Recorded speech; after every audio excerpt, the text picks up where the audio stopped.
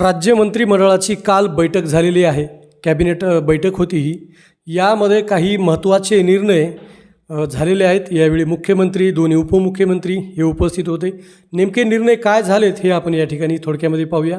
आशा स्वयंसेविका, अंगणवाडी सेविका, गट प्रवर्तकांना अपघात मृत्यूसाठी 10 लाख व कायमस्वरूपी अपंगत्व जर आलं तर त्यासाठी 5 लाख रुपये देण्याचा राज्य मंत्रिमंडळाच्या बैठकीमध्ये महत्त्वाचा निर्णय झालेला आहे. हा निर्णय राज्यातील मोठ्या प्रमाणात महिलांना लाभदायक ठरणार आहे. त्यानंतरचा दुसरा निर्णय आहे, राजे यशवंतराव होळकर महामेश योजना पुढे सुरू ठेवणार आहे. याबाबतसुद्धा निर्णय झालेला आहे. मेंढपाळ लाभार्थींना रक्कम थेट त्यांच्या खात्यामध्ये दिली जाणार आहे. याबाबतीत हा निर्णय घेण्यात आलेला आहे. राज्यातील मेंढपाळांसाठी असलेली राज्य यशवंतराव होळकर महामेरू योजना पुढे सुरू ठेवण्याचा आणि मेंढपाळ लाभार्थ्यांना रक्कम थेट त्यांच्या खात्यामध्ये जमा करण्याचा निर्णय आज झालेल्या मंत्रिमंडळ बैठकीत घेण्यात आला. या बैठकीच्या अध्यक्षस्थानी मुख्यमंत्री होते.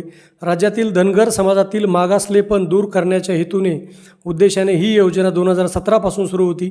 या योजनेत अधिकाधिक लाभधारक किंवा अधिकाधिक लोकांना याचा फायदा व्हावा आणि थेट त्यांच्या खात्यामध्ये 7 दिवसात रक्कम मिळावी या संदर्भामधला हा निर्णय आहे.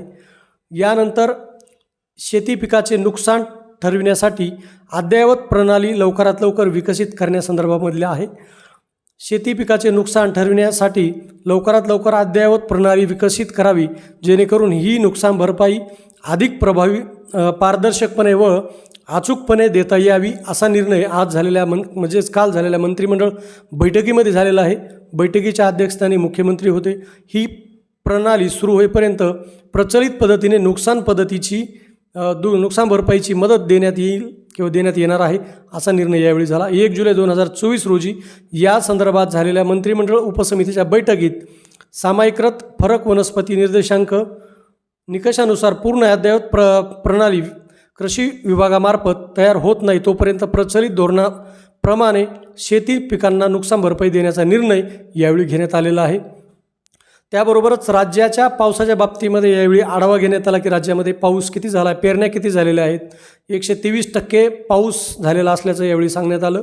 आणि राज्यामध्ये जवळपास 22 जुलैपर्यंत 554 मिमी पाऊस झालेला आहे. सध्या धरणामध्ये सुद्धा पाणी पातळी चांगली आहे. एकंदरीत धरणात पाणी पातळी कशी आहे हे सांगितलेलं आहे. मराठवाड्यामध्ये सर्वाधिक कमी पाणी पातळी आहे. संभाजीनगरमध्ये